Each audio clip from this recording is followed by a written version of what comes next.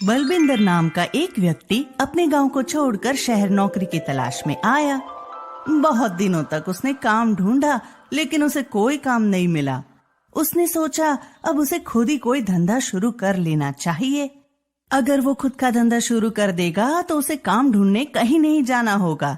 यही सोचकर उसने एक चिकन शॉप खोलने का मन बना लिया।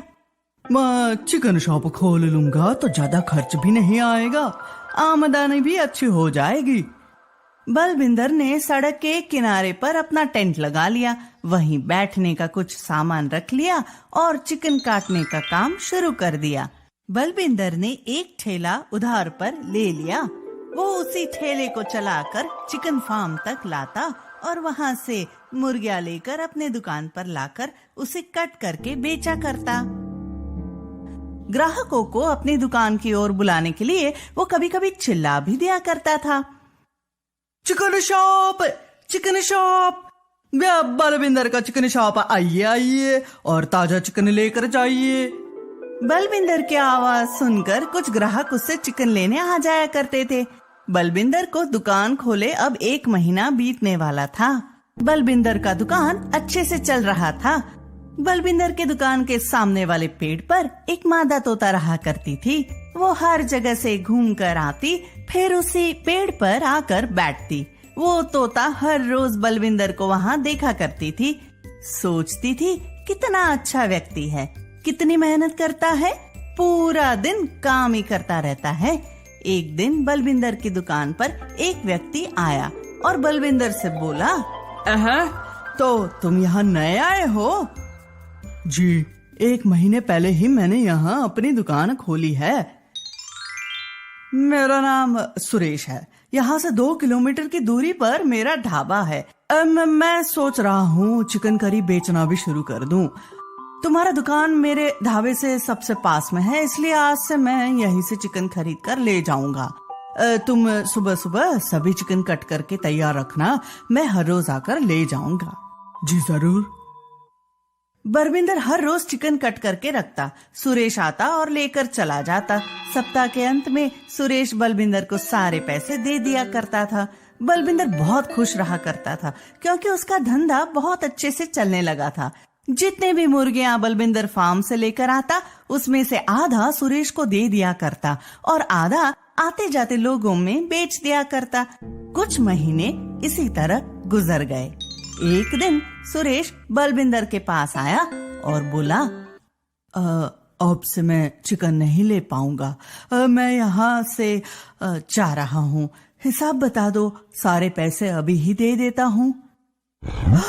क्या हुआ, अचानक आप यहाँ से जा रहे हैं? हाँ, कुछ काम है, जाना पड़ेगा। बलविंदर ने सुरेश को हिसाब बता दिया और पैसे ले लिए। बलविंदर दुखी हो गया। वो सोचा इतने अच्छे ग्राहक चले गए, अब इतने चिकन का क्या करूंगा। उस दिन बलविंदर ने थोड़े कम दाम पर चिकन बेच दिए। उसने सोचा अगले दिन से वो चिकन फार्म से कम मुर्गियां ही लेकर आएगा, जिससे उसे बेचने की दिक्कत नहीं आएगी। जब शाम को काम खत्म करके बलविंदर दुकान से जाने लगा, तभी वहाँ एक व्यक्ति आया और बलविंदर से बोला, अरे सुनो भाई, रेस्टोरेंट के मालिक ने मुझे यहाँ भेजा है। उन्होंने कहा है हर रोज रेस्टोरेंट तक चिकन पहुँचा देने को। जी, कहा है रेस्टोरेंट? अच्छा होता अगर आप खुद ही आकर चिकन ले जाते। ठीक है, मैं खुद ही आकर ले जाऊंगा। तुम बस चिकन काट कर तैयार रखना। बलविंदर ये सुनकर खुश हो गया। वो सोच रहा था सुरेश के जाने की वजह से उसकी कमाई घट जाएगी, लेकिन अब तो उसकी कमाई और बढ़ने वाली थी। बलविंदर ने ऑर्डर पूरा करके रख लिया। वो व्यक्ति आया और चिकन लेकर रेस्टोरेंट की ओर निकल गया। जितना मुनाफा बलविंदर ने कभी सोचा भी नहीं था, उतना मुनाफा होने लगा था। रेस्टोरेंट वाले बहुत चिकन की मांग करने लगे थे। बलविंदर चिकन फार्म से और भी चिकन लेकर आने लगा। धीरे धीरे उसकी आर्थिक स्थिति में बहुत सुधार आने लगा। वो सोचा आखिर गांव छोड़कर शहर आने का फैसला बिल्कुल सही निकला। गांव में तो 1 महीने में जितनी कमाई होती, यहाँ 1 सप्ताह में उतनी कमाई हो जाती है। बलविंदर ने अपने दुकान में कुछ बदलाव किए। उसने एक मजबूत टेंट अपने दुकान पर लगवा ली जिससे कभी बरसात भी हो तो उसे कोई फर्क ना पड़े। अभी भी वो तोता उसी पेड़ पर रहा करती थी। कभी कभी वो बलविंदर की दुकान के आसपास भी आ जाया करती थी। बलविंदर उसे डांट फटकार कर वहां से भगा दिया करता। भाग यहाँ से, चल भाग। अब वो मादा तोता गर्भवती हो चुकी थी। वो हर वक्त उसी पेड़ पर बैठी रहती थी और बलविंदर की दुकान की ओर देखती रहती थी। कुछ महीने बीतने के बाद एक दिन अचानक सुरेश बलविंदर के पास आया। क्या बलविंदर, क्या हाल है? जी मैं तो ठीक हूँ, आप बताइए इतने दिनों बाद कैसे आना हुआ? अरे मैं वापस से यहाँ आ गया हूँ, मैंने अपना ढाबा भी शुरू कर दिया है। कल से चिकन काट कर रखना, मैं आकर ले जाया करूँगा। जी मैं सब इंतजाम कर लूंगा। बलविंदर सोच में पड़ गया कि आखिर वो दो लोगों को कैसे संभालेगा। रेस्टोरेंट वाले कहते हैं उन्हें भी चिकन चाहिए, वो भी हर रोज ढेर सारा, और अब सुरेश जी भी आ गए हैं, उन्हें भी चिकन देना पड़ेगा। एक काम करता हूँ, कल से और भी ज्यादा चिकन ले आऊंगा फार्म से। बलविंदर ने ऐसा ही किया। पहले उसने रेस्टोरेंट वालों को चिकन दिया, फिर उसने सुरेश के लिए चिकन बचाकर रख दिया। कुछ आसपास से भी ग्राहक आ रहे थे, वह सब भी चिकन की मांग कर रहे थे। बलविंदर का मन थोड़ा लालची हो गया था। वो चाह रहा था जितना ज्यादा से ज्यादा पैसा कमा सकूं, इसलिए उसने आसपास के लोगों को भी चिकन बेच दिया। अभी सिर्फ सुरेश को देने लायक चिकन बची थी। सुरेश चिकन लेने आया। तैयार हो गया है ना मेरा ऑर्डर, चलो दो जल्दी काम शुरू करना है।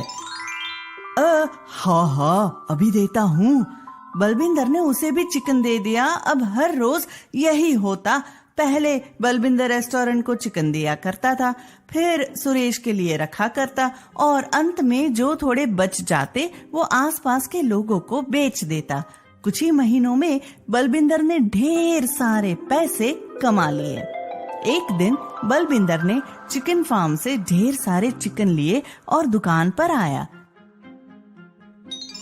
बलविंदर ने रेस्टोरेंट वालों के लिए चिकन काट कर रख दिया और पास की नल से पीने के लिए पानी लेने चला गया। तभी एक कुत्ता बलविंदर की दुकान पर आया और चिकन खाने लगा। जैसे ही बलविंदर की नजर उस कुत्ते पर पड़ी, वो तुरंत वहां आया और इस कुत्ते को भगाया। उस कुत्ते ने सारे चिकन खा लिए थे। ये क्या हो गया? अब रेस्टोरेंट वालों को चिकन कैसे दूंगा? बहुत